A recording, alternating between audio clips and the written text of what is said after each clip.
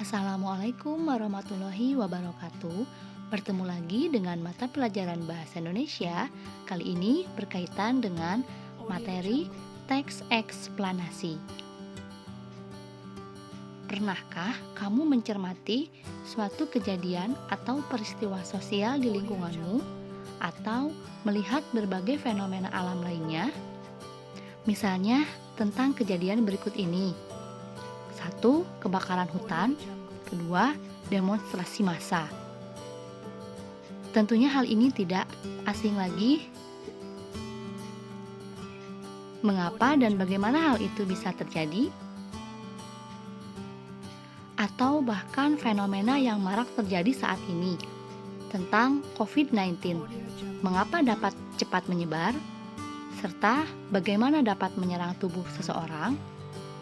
Aspek mengapa dan bagaimana ini menjadi sebuah dasar dalam sebuah teks eksplanasi. Jadi, teks eksplanasi menjelaskan tentang proses terjadinya atau terbentuknya suatu fenomena alam, sosial, ilmiah, budaya, dan lainnya.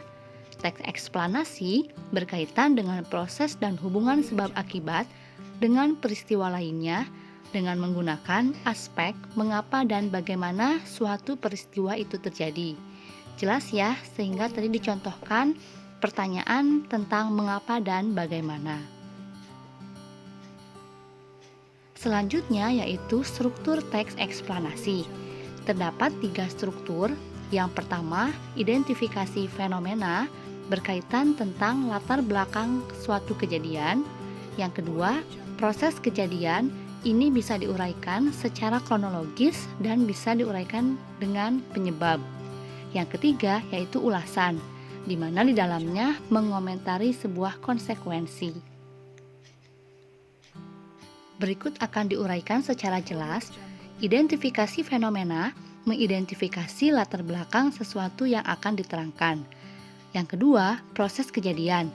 Di sini memerinci proses kejadian yang relevan dengan fenomena yang diterangkan sebagai pertanyaan atas bagaimana atau mengapa.